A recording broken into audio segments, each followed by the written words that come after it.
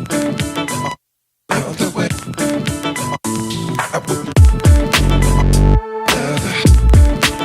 going on, guys? Greek Freak here, and in this video we're going to be talking about, of course, the Western Conference Finals, the Trailblazers versus the Warriors, and we're going to have predictions and other things going up. Now, of course, I haven't been making videos lately just because of the end of finals at university, so I'm definitely going to be up consistently, and definitely, if you guys aren't subscribed, make sure that you do subscribe. I will be making a video on the, of course, results of the NBA lottery draft that is going to end up happening tonight at Tuesday, just before this game. And of course, we're going to start off with the news that Durant will be out for game 1 and likely for game 2, which is of course going to change up things, I believe, when it comes up to this situation of this matchup.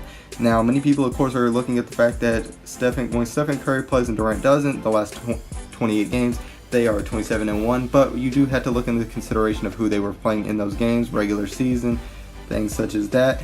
And of course, where that is as far as the metric as far as throughout the entire years. Now, of course, this is not directly counting just this Warriors years and anything like that.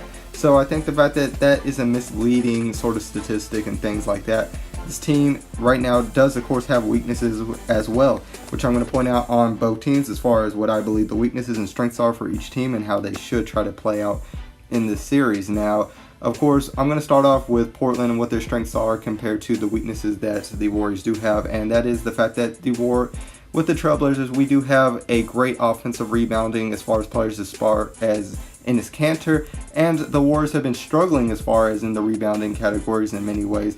So I think the fact that something like that is going to be very important. One, of course, with that flipping side of that, Enes Kanter is not a great defensive player, so if somebody like Durant comes back in game 3 or 4, depending on when he does come back, I definitely see them trying to make a switch out to there and try to do just like the Denver Nuggets did, trying to get him into foul trouble, making him forced to become a defender, things such as that. Maybe even try to do maybe a pick and roll, trying to make him have to work over screens and try to front Curry.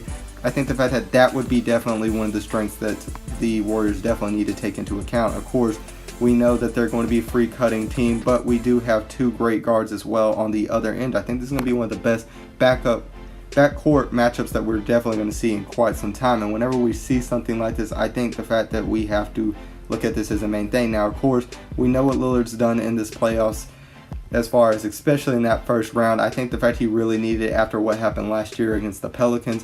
I thought the fact that that was a statement that that was a fluke year as far as what had ended up happening, and that this was more the real him. And of course, we saw what CJ Mccollum was capable of doing in that closeout game 7. So as far as that, I think the fact that this is going to be a very good matchup in many ways here.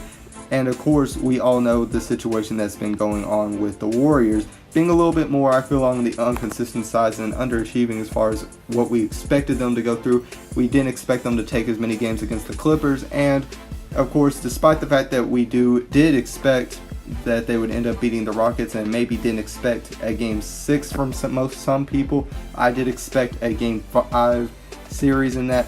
But Curry, of course, stepped up ever since Durant has been down. But before we talk about him going down, he was shooting only 27% from the 3-point line. So we have to really look at how consistent is Curry going to be now. Is there some type of situation that is going to be holding here, or is he going to be more the same of since Durant has been out? Will he be stepping up his play in that type of way?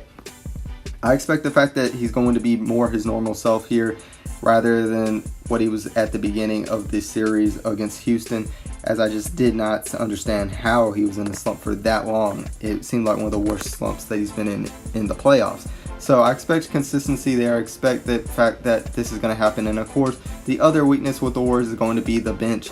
The bench, which is the lowest scoring in the playoffs, going into just the second round, was the lowest bench. So we definitely know the fact that Portland has a way better bench. So I think the fact that this is going to be a better series than most people would maybe even anticipate when it comes to this. Vegas, of course, having this at the same odds as the Clippers series, which is very surprising to me considering the injury to Durant.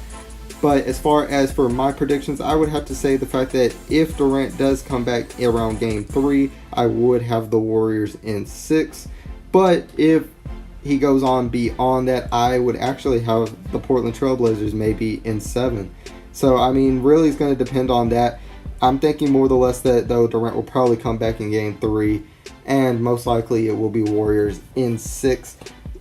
But, guys, tell me what your guys' thoughts are on this series. Who do you think is going to win and how many games in this Western Conference Finals? I think the fact it's going to be a good matchup. And like I said, guys, make sure that you guys subscribe. I'm going to have videos coming on even later today.